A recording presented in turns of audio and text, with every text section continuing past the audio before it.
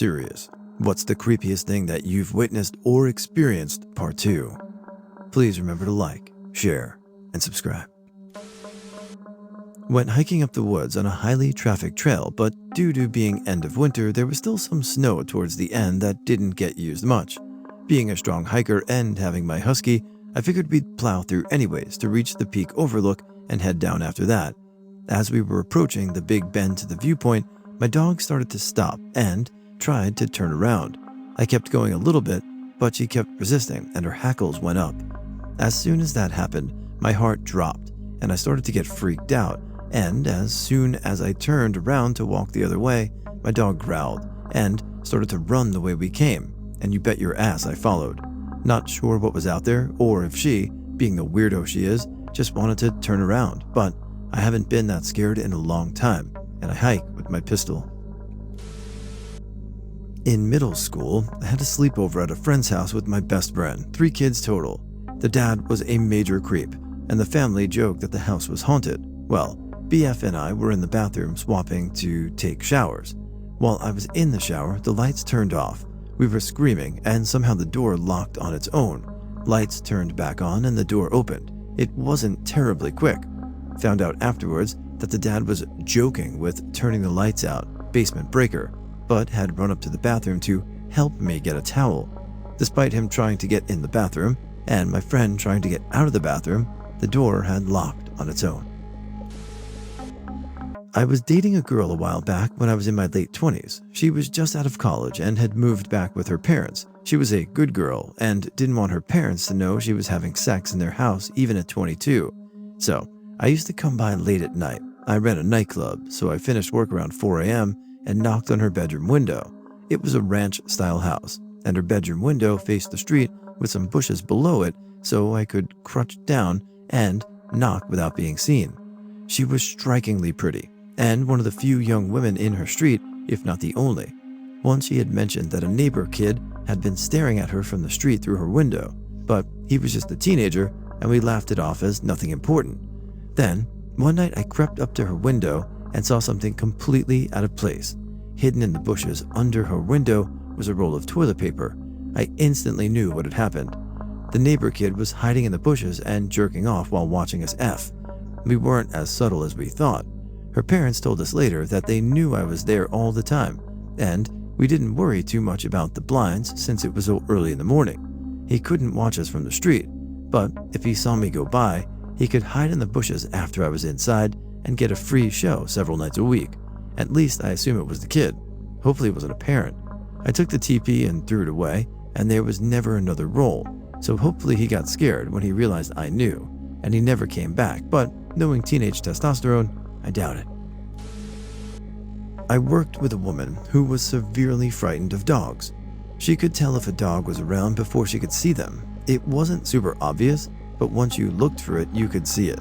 She would turn around and stare. A second or 3, a dog would appear.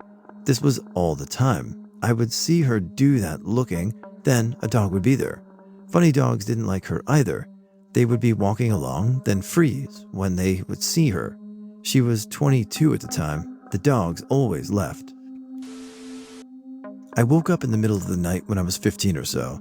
I've worn glasses since 2nd grade, so my eyesight is pretty bad, but just outside my door, I saw a ghostly figure in a long, billowing nightgown. The figure just stood there staring at me. I was terrified. I finally sat up and whispered to my sister in the twin bed opposite to me to wake up.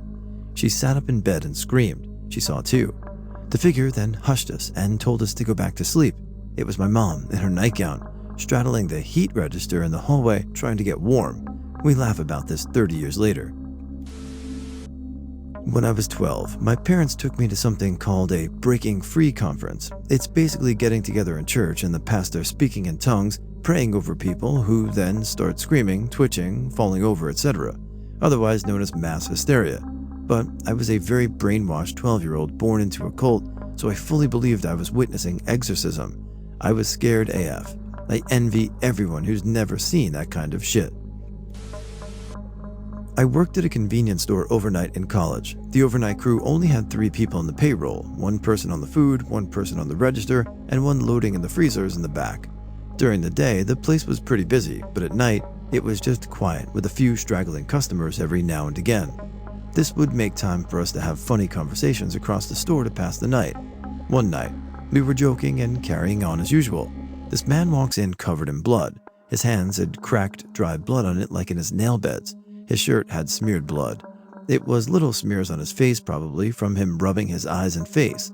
He would not make eye contact. He kept his eyes to the floor and was just very awkward.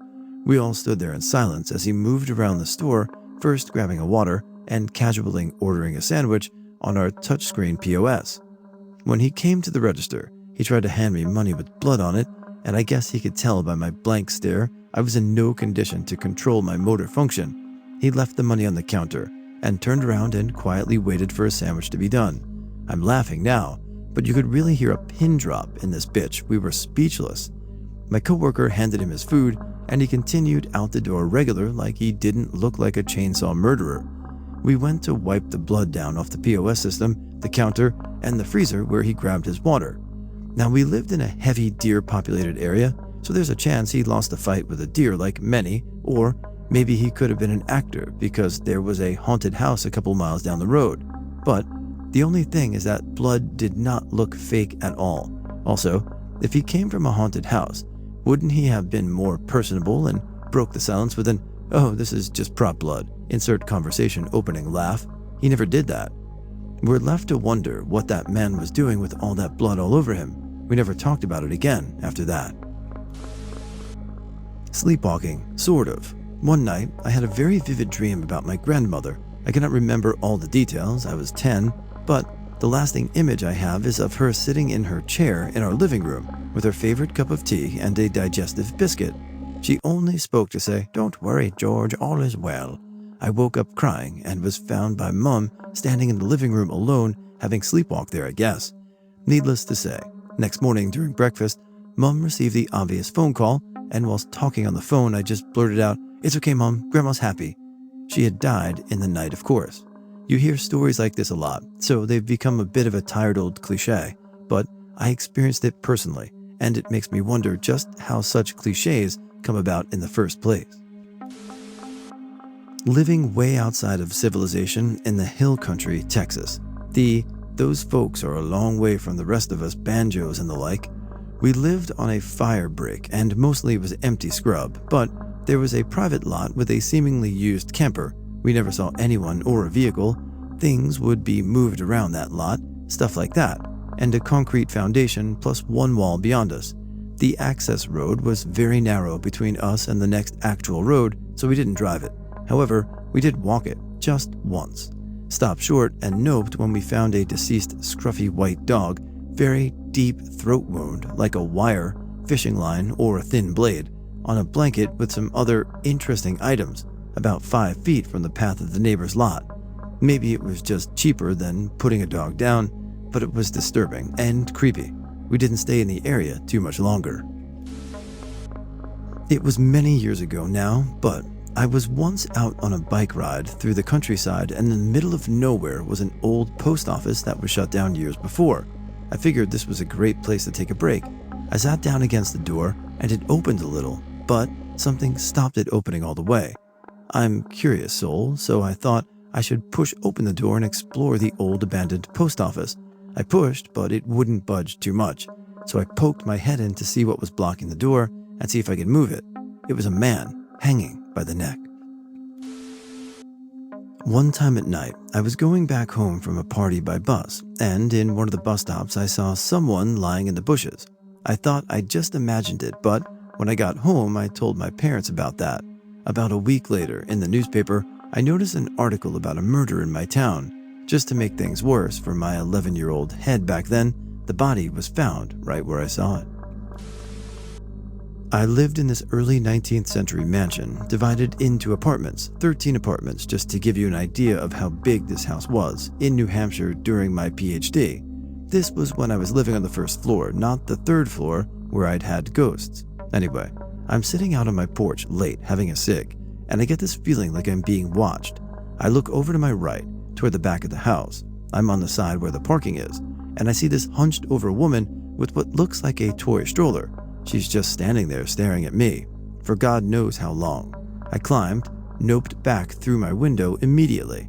Not 5 minutes later, a cop car, lights blazing, pulls into the driveway or parking area.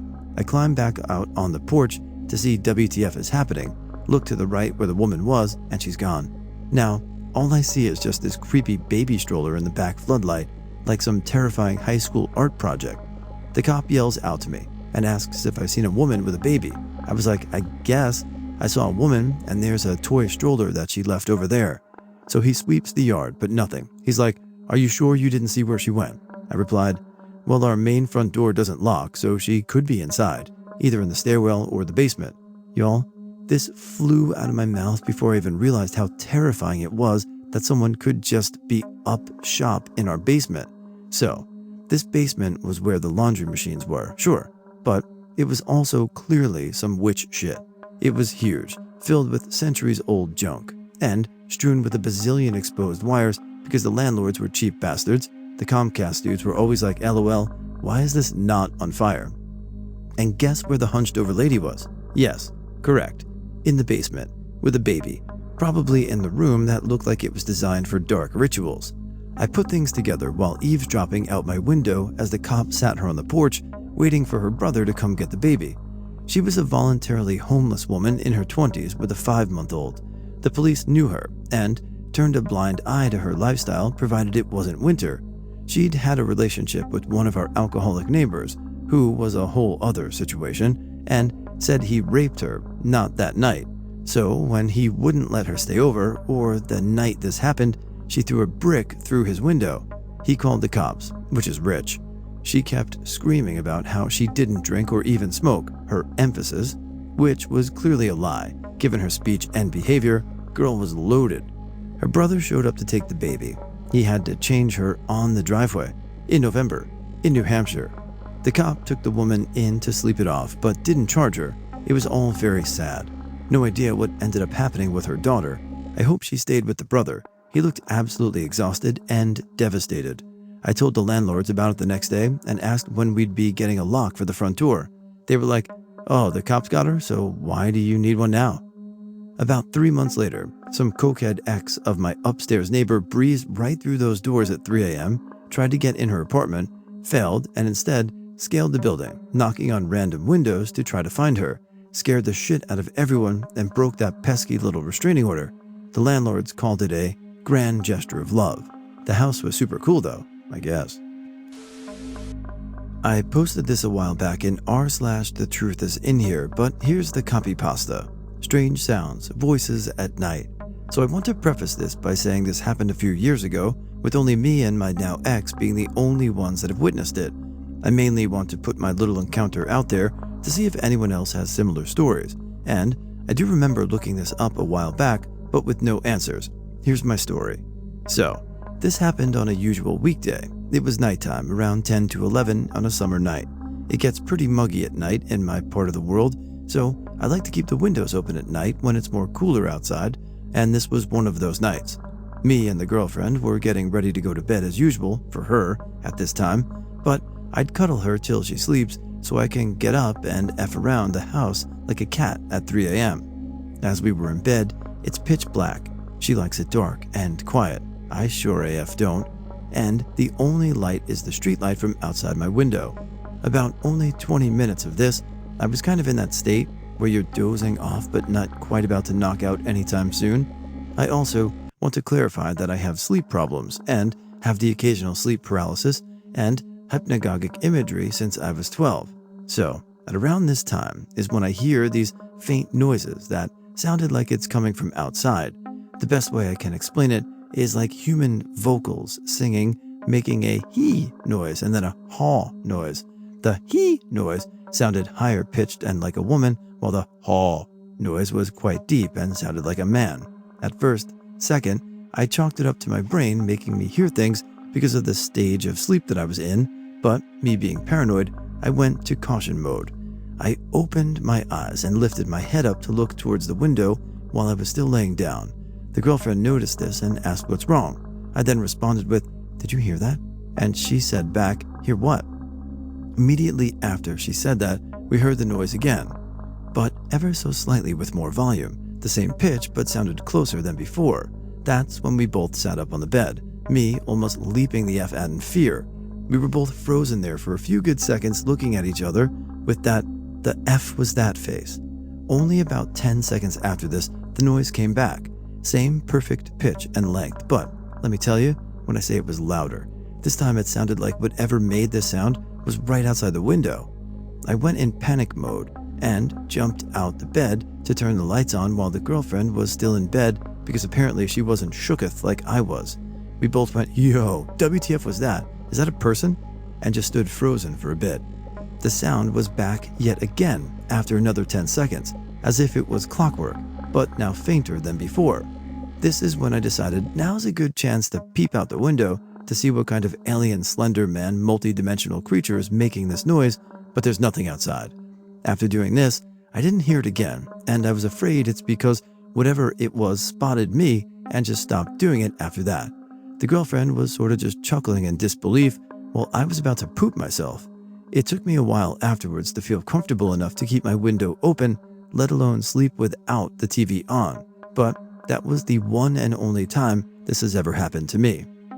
Now, I'm not a believer of the paranormal or anything, but this sound is nothing like I've ever heard before in my life.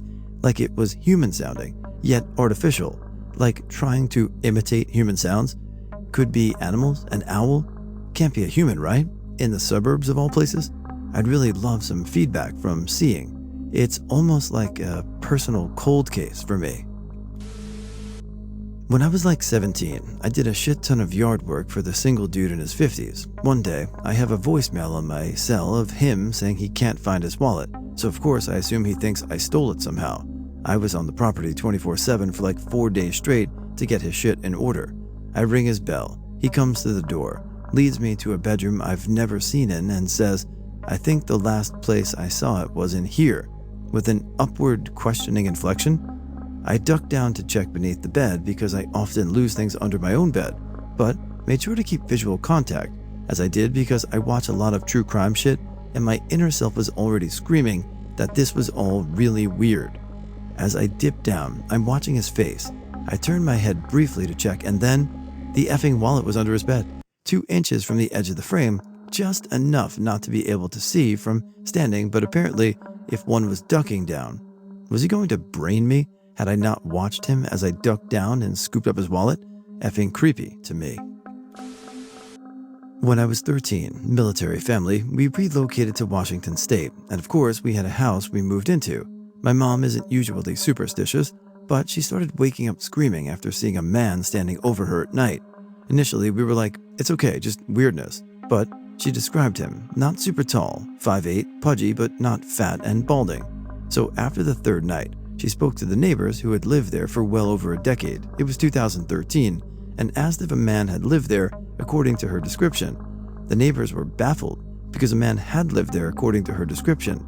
He was in the military and had shot himself in the head in the garage with a handgun after his fiancée had left him.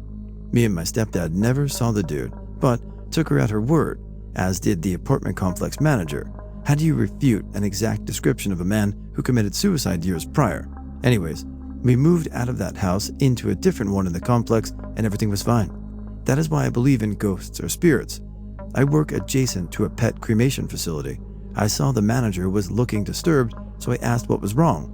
They received a dog for clay paws and cremation wrapped in blanket. Typically, most individuals will bring the pet's wrap to keep fluids from leaking during transport. The person tasked with the clay paw procedure opened the blanket, and one of the dog's feet rolled out. The first thought was, terrible accident. Then the rest of the feet fell out.